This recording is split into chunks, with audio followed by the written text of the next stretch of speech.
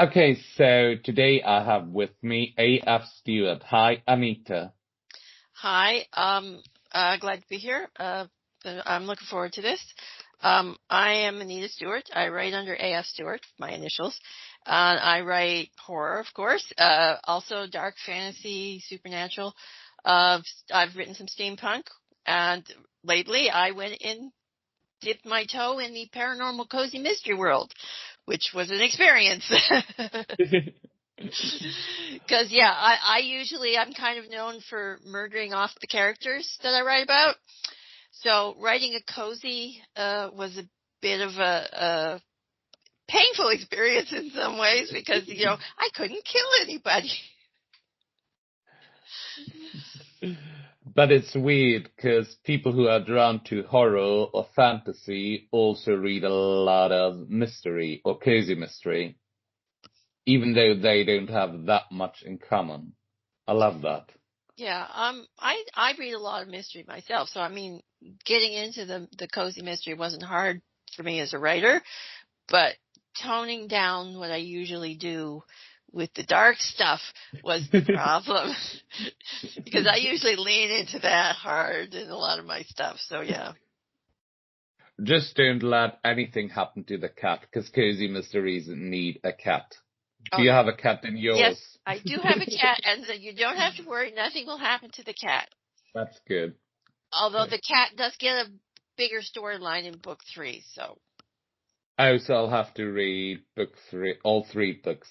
Yeah, Okay, well, will I have do. to write book 2 and 3 first, but yeah. Okay. But they're all But planned out, so. but keep us posted on those. Mm. But today we're here to talk about mythology and fairy tales. So, quite a few of your stories, because I've read your collection, are based on myths. Which myths do you draw on? Is there a specific region or? Yeah, I grew up in Nova Scotia, Hmm. Scottish, Irish history and folklore in Nova Scotia, so I was drawn to the Celtic myths. Irish myths, Scottish myths, Welsh, Arthurian legends. I really love Arthurian legends. I'm currently writing a series on that. So that's kind of my go-to place. Hmm. I did base my nautical fantasy a little bit on Greek mythology. Hmm. I recently wrote a Norse myth retelling, Tales of the Norse Gods, Loki Saves the World, which currently my big marketing ploy for that one is the evil chicken character. I have a chicken phobia. Yeah, I think my main character in that book, Loki, might be getting a chicken phobia because he has to deal with this evil rooster chicken character. But the fans like this character, which kind of annoys me because he gave me such trouble when I was writing the book, which is why I call him the evil chicken. Because he kind of held the book up for 6 months writing that particular story because Oh, wow. yeah, I just couldn't get a handle on the character for a while. And then he decided to talk to me while I was in the dentist chair. Fun. Yeah. So Another phobia. this is why I call him the evil chicken. But anyway, and now he wants a sequel. So yeah, so there is going to be a sequel to Tales of the Norse Gods. But yeah, that was kind of my Tales of the Norse God was kind of like my thought on that was, what if Loki wasn't the villain? What if Loki was actually the hero and all the Norse myths were just propaganda? Ooh, I love that. You do that with quite a lot of your stories, also in your fairy tale collection. Yeah, that was my fairy tale collection was just my way of saying, yeah, I don't like the damsel in distress trope at all. And it's like, these are not damsels in distress. These are vicious women who do bad things. And yeah, some of them are okay. I mean, but most of them have some sort of vicious act in the book. So yeah, because But they're all have a reason. Yeah, I mean, I watch a lot of true crime, so the history of female killers, women are very ruthless when they decide to kill. Mm-hmm. Extremely ruthless, more so than guys in a lot of ways. So yeah, so I kind of bring that into when I'm writing female villains and things like that. Because women don't hesitate when they kill. If they decide to make up their minds on it, yeah. True. Would you like to tell us more about how you rework that damsel in distress trope that you dislike? Well, with the fairy tales, it's like I kind of like with the Sleeping Beauty one. I kind of turned that entirely on its I like head. that one. Yes, Yeah, you did. yeah, that was kind of a favorite. I had a real hard time writing that one because I wanted that particular one to be very much in that sort of fairy tale. I don't want to say exactly stilted, but that formal kind of fairy tale style. So that was a Mm-hmm. little difficult to write with that one, and until I actually got feedback on that, I wasn't sure if it worked. But people seem to like that one quite a bit. I like it a lot. Yeah. Yeah. Anyway, so and I also got to do some medieval castle research, so that was always fun. And so that one is kind of like it's like that kind of 100 years sleep, and it's sort of like I tied that into Romanian folklore a little bit. I mean, I'm not sure if it actually came out as Romanian sort of Slavic folklore in the story, but Mhm.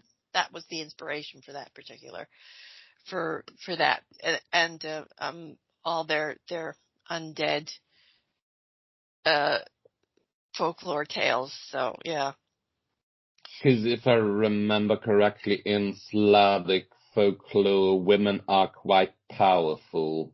yeah.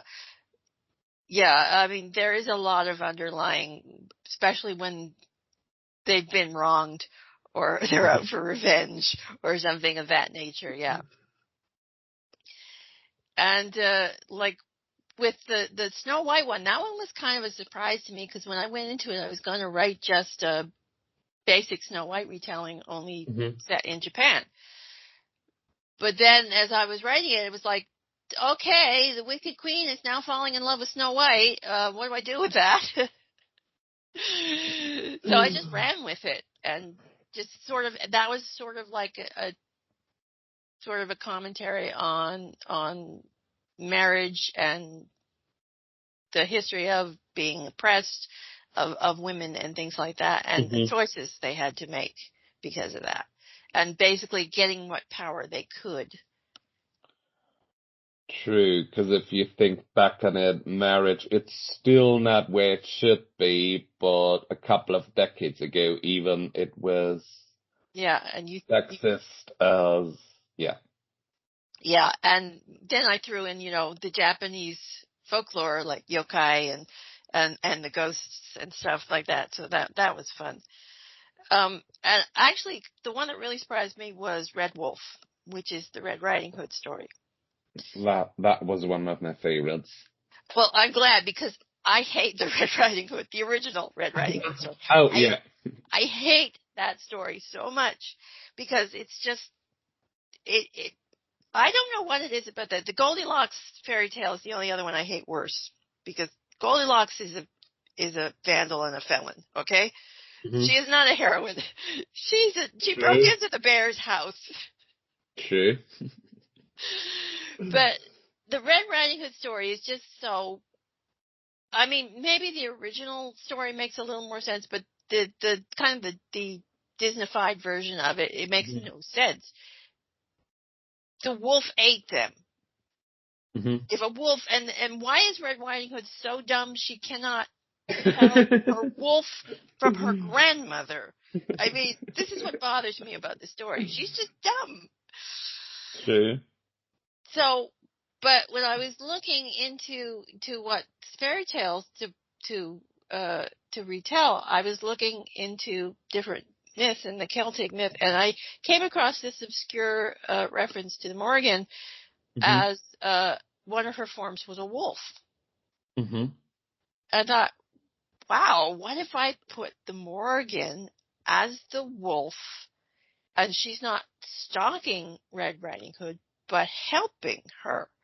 And that's how that story came about, and that kind of surprised me because, like I said, I really hate that original fairy tales, but that fact that I retold it was kind of a surprise.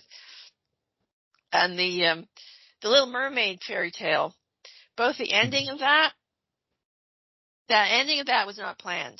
Like the ending sentence of that particular story was not planned. It just came as sort of an inspiration as I was writing it. And the whole anti-capitalism sentiment that made its way into that story was also a surprise because I did not have that plan. That just sort of seeped in there while I was writing it. So that was interesting. Yeah, there's a lot of social commentary in your stories. I love that. I really do. Yeah, I mean, most of the time that's kind of planned into the story, but like sometimes it just seeps in there and go, okay, yeah, this is anti-capitalism now. We'll just run with it. But yeah, I mean, I loved putting the history in. So the only other one that gave me trouble in that particular collection was the Alibaba and the 40 Thieves retelling. Now, when I researched the original story, I mean, it was pretty obvious if I was going to do it from a female point of view, I'd have to do it from the slave point of view in the original story, because she's pretty much the only woman in that story. Anyway, but when I was thinking about it, I really had a problem coming at it from the Arab point of view because I'm not Arab. I don't know the culture very well, and I didn't feel very comfortable writing from that point of view. So I was thinking about what can I do with the story, and I thought, well, you need a slave. Why not just pull that particular history down to the Roman era? Same place, Turkey, because it takes place in Roman occupied Turkey. And so you know a lot about the Roman Empire because you've researched that before. So, yeah, so I thought, and then the story worked fine for me because I'm basically doing the same story, but from a Roman perspective instead of a Arab perspective. And then I threw in the LGBTQ thing just for fun. So. But that reminds me of, because I'm currently reading the Tales of 1,001 Nights. And in that stories, as in most older stories, even though usually fairy tales, myths, have been passed down by women, the women are portrayed not only as evil, but as seductive, and it's the woman's fault that she's attractive for the man in those stories. Would you like to comment on that? Yeah, that's just the male gaze writing the story. Exactly. I mean, that's what it is. It's just the male point of view. I mean, I've seen that when male authors sometimes, not all male authors, because some of them are good, but sometimes when male authors write female characters, they write female characters as these stereotypes, these things that they don't understand. Instead of writing female characters as just people who behave who react differently to things. To me, male and female characters are the same. They're just their emotional reactions are different to situations. A guy will react differently to the same situation as a woman. Now, a woman's going to react. A guy might for instance, a guy might react more aggressively. A woman's probably not going to react more aggressively because she's been taught not to act aggressively.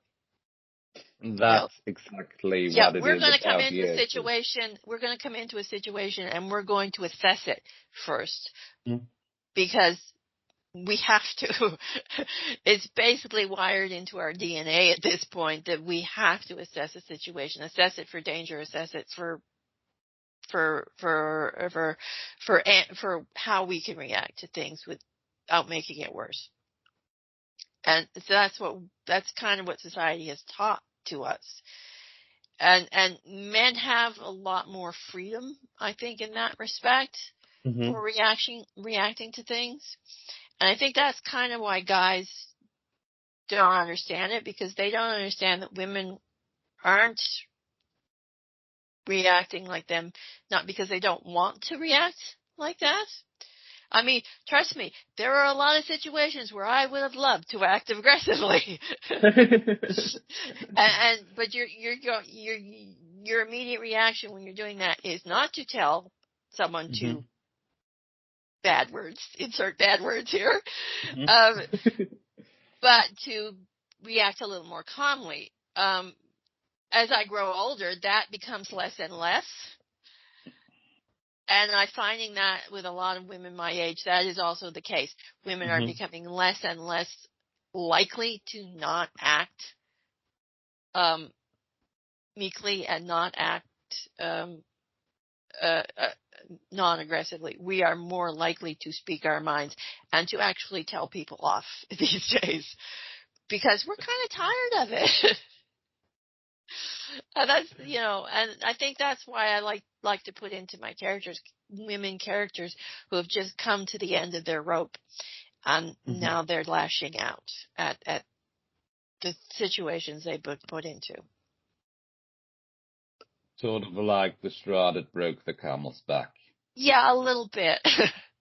I mean, they're kind of the most fun characters to write, though. The characters that are kind of desperate, or they're angry, or they're bent on revenge, or they're working out of visceral emotion.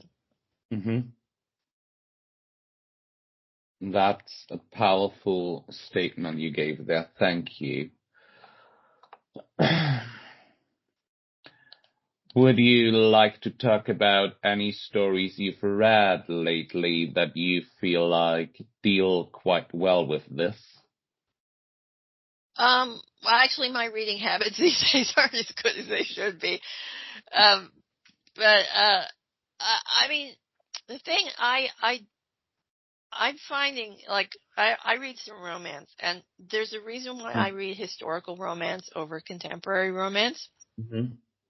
It's because I find, and this is kind of weird considering the actual reality, I find historical romantic heroines to be far more stronger than contemporary heroines.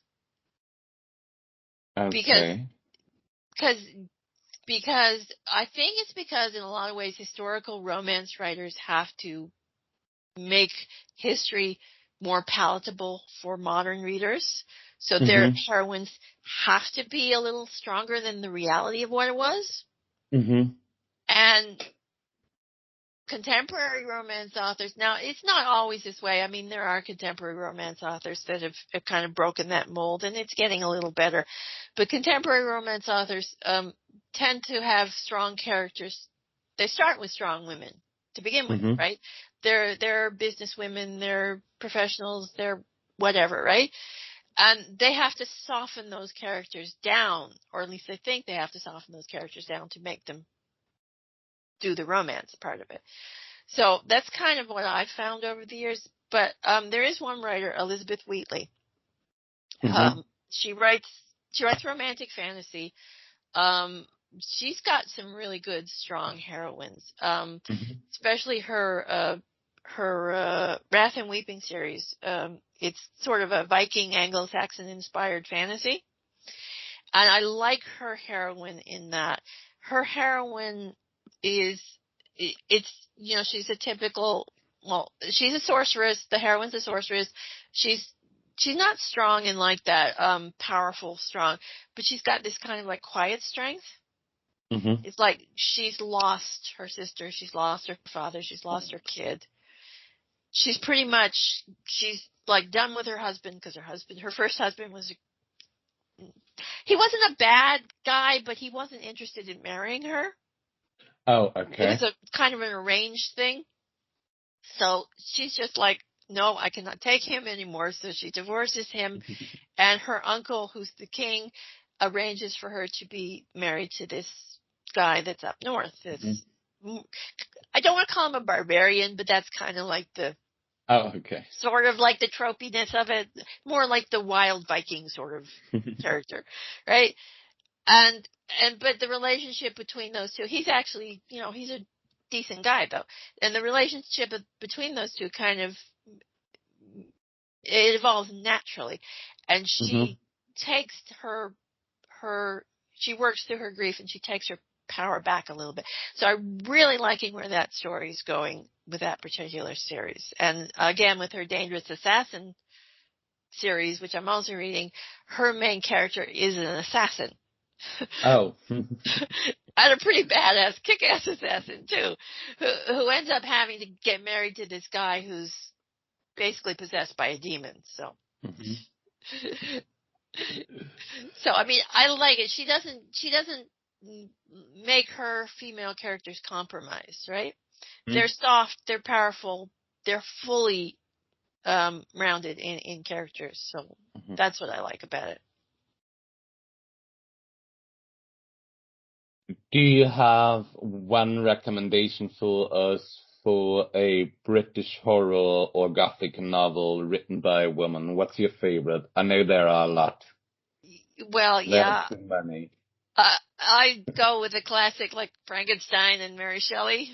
I love that. Yeah. Yeah, you can't get more Gothic and you can't get more classic than that one. So yeah. Yeah, and I mean, if you want to read a good mystery, British female mystery authors, you can't beat them. You can't beat Agatha Christie, Marjorie Allingham. I can never remember the Lord Whimsy. I can never remember her name, but it's like she's so famous, and I can never remember what her name is when I'm asked to name her. So it's like the lady author who writes the Lord Peter Whimsy mysteries. Thank you. No, of course I'll remember the name like 2 hours later after this interview's over. But Ruth Rendell, I think Ruth Rendell's British. Yeah, I mean, she's good too. I mean, she writes some really dark stuff. Like her short stories, they're really dark. But like your writing too is quite influenced by British mythology, like you mentioned. Yeah. Well, yeah, I mean, because I grew up in Nova Scotia, Canada, and like you can't really get away from the British, Scottish, Irish connection in this particular province. So that's kind of where I gravitated to. I have been writing a little. I've been trying to do some Canadian stuff, like my Cozy Paranormal Mystery that's set in Nova Scotia. So, and I do have a horror steampunk series I'm working on, set in Nova Scotia, Victorian era Nova Scotia, with vampires. Oh, I love vampires. Oh yeah, I love vampires too.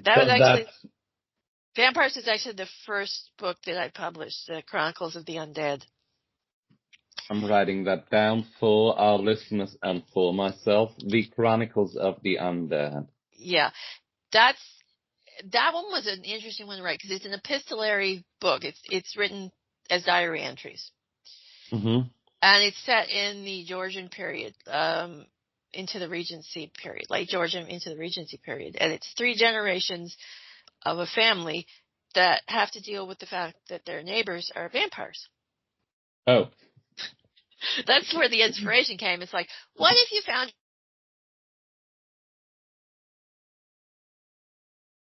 So, yeah. But with vampires, it's also, not always, but quite often the case that you've got the male gaze. Yeah. Yeah, well, the first, like I said, it's 3 sections, 3 different members of the family. The first one, that's very male gaze, very sexist point of view from that male character. But it was deliberate because it's sort of like his descent into evil. And doing it deliberately is powerful and a message in itself. Yeah. I mean, and you're seeing what he's doing to his family. And it's not good. Yeah. And one of the best reviews I got for that book was when one of the readers said that he was the worst father ever. Which he was supposed to be, so yeah. And the second is also from a male point of view, who's sort of like fighting against the vampires. The third is from the granddaughter's point of view, and she's the one that ends up vanquishing the evil. So, yeah, it's like the first two kind of like, whoopsie, we tried, but we couldn't do it. And it's like, okay, let me stand aside. I'll get rid of it. Yeah. And you see a little of the society and her being sort of like in a marriage she's not particularly happy about either sort of thing too. So it's kind of like her coming into a bit of a power situation as well. So, but yeah. Oh. So that's a lot of reading material for all of us now. But I mean, I do like writing both genders, though, both female and male. I mean, there's a different dynamic, and sometimes the story calls for a male point of view, and sometimes the story really calls for a female point of view as well. So, I think it just kind of depends for me as to where I'm going with it. Although I have been writing more women lately. And you also incorporate like queer themes, which probably changes it even more. Yeah, I mean, I try. I mean, like I said, I'm not queer myself, so I don't have the point of view. But I do like to put in some, I do like to put in secondary characters and stuff, like the paranormal cozy mystery. Her best friend is a lesbian, and there may or may not be a romance in there somewhere, maybe in the future. I'm not. There's some inklings going on in that from the character's point of view, so we'll see how it goes. But yeah. Yeah. Quite often characters just do what they want and not what you want them to do. Oh, definitely. Like when I was writing the Arthurian book, one of the characters said, "Yeah, you do know I'm a traitor, right?" It's like, "No, I thought you were a good guy." It's like, "No, I'm totally working for the bad guys. You're going to have to go back, check everything in the previous chapters you've written now and make sure it's all been, all that dialogue and stuff and interactions doesn't give anything away." Like, so yeah. So I had to go, but it made the book better. So it made the whole series better too. So, but yeah, that was fun. That particular character, like I'm doing the Arthurian from the female character's point of views. And the main character in that is Nimue, who's the seductress that supposedly imprisoned Merlin. Well, in my version, Merlin was a total dick.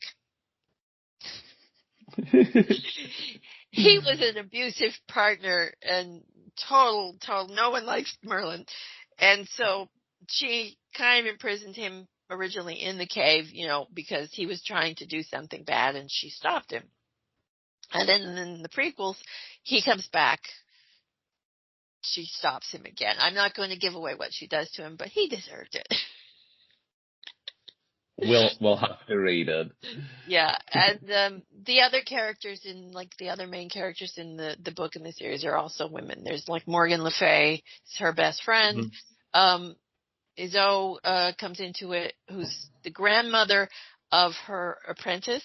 Martin was in the second story of the prequels book, and she takes him under the wing because he was kind of a bad villain. He was one of the villains but he was a bad villain.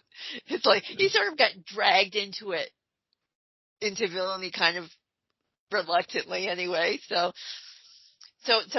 she takes poor Martin under her wing in the main series, and he's Izzo's grandson, and the other one is Vivian, who's the Lady of the Lake. And those are the four main female characters in that one, and they get up to hijinks and stuff. But yeah, but there's some dark stuff in that too, because the ending of that, like book one, I've only got book one. I've got the first draft of all the series written, but book one's the only one's been published yet, because I had some bad things happen in 2022 that kind of delayed the publishing of that particular series. Like I had a computer crash, I had a problem with Amazon. Oh, no. Yeah, there was a whole bunch of stuff that happened in 2022, and I had to kind of had to step back for a while and regroup after that particular year, Hmm. but so I hope to get back to publishing that series soon. So yeah, but I do want to get my Venice series published first, though, because I've been working on that for a while, and Beautiful location. I love Renaissance Venice. It is. I mean, everyone thinks of Venice, just as you said, a beautiful location, very romantic, but historically, Venice has a very dark history. Hmm. And, so actually Renaissance Italy in entirety has a very dark history. Assassinations, plots, schemes, Okay. political maneuvers. It's brilliant history. And so I wanted to set my historical fantasy in that particular city, in that Hmm. particular time period. And basically the main character is an immortal who works for the government solving paranormal problems.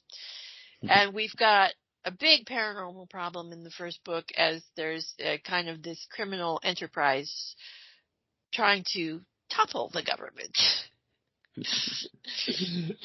And a lot of things to do, but that's been fun because, I get to work with swords and stabbings and Ooh, all sorts of things like that. So yeah, and lots of that's fun. political stuff. Yeah. And usually most of that political drama throughout history has been started by men, right? Mm. Not so much in this case, maybe. I don't want to give a Okay. spoiler. They're like the main antagonist's right hand guy is a male. Hmm. What the antagonist is, you will have to find out. We will. But that was interesting because both the antagonist and the protagonist, I made them opposite. They're both immortals of sort, Hmm.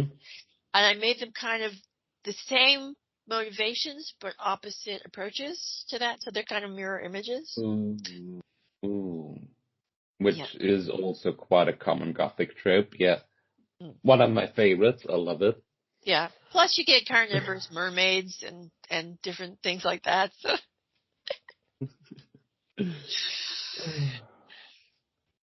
I've got one more question for you. Okay. Which one of your characters would most likely, would most likely celebrate Women's History Month? Oh, that's an interesting question. Um, Nimue maybe would. I mean, if especially if it was an excuse for her to drink. Yeah, she's a bit of. Oh, that's another thing. My characters tend to be a bit of alcoholics for some reason. But there's a lot of drinking. Elspeth might celebrate Women in History Month. Mhm. I mean, if there was Women in History Month in alternate Victorian history, because she's a very strong, and definitely would take the opportunity to raise a glass of brandy for that. But yeah, but no, my characters drink a lot. I mean, they're all kind of like immortals or gods or things, so the drinking really doesn't have any effect on them. They're not like normal humans. So, but I'm not sure why. I was just noticing that kind of a trend in my books as I was going along. It's like, wait a minute, he drinks. It's like, Could be okay, the maybe, Irish we mentioned. yeah, Could the be the Irish influence, yeah. yeah, maybe. Of course, there's a lot of drinking in Canada too. To be honest, I mean, there's a lot of beer. I've been to Canada and I have to agree, yeah. So that might be part of it, but it's like, but personally, I don't drink, so maybe I'm just kind of sublimating or something. I don't know. Well, you also write about murder and probably don't commit murder, No, so. but I do watch a lot of that because I'm a big true crime fan. I mean, seriously, I probably know more about serial killers than the average person. So. Does that influence your writing? Like, do any of these serial killers end up in your stories? Oh yeah, I mean, I actually wrote a story about, or like a prequel story for Jack the Ripper. Ooh. Yeah, but yeah, I've written a lot of because a lot of times serial killers end up in my flash fiction and Mm-hmm. a few short stories. Like the Killers and Demons series, there's some serial killer stories in those two books. Mm-hmm. And if I ever get around to writing the third book, there will be more serial killers in that. But yeah, so definitely serial killers end up in my stories all the time. So.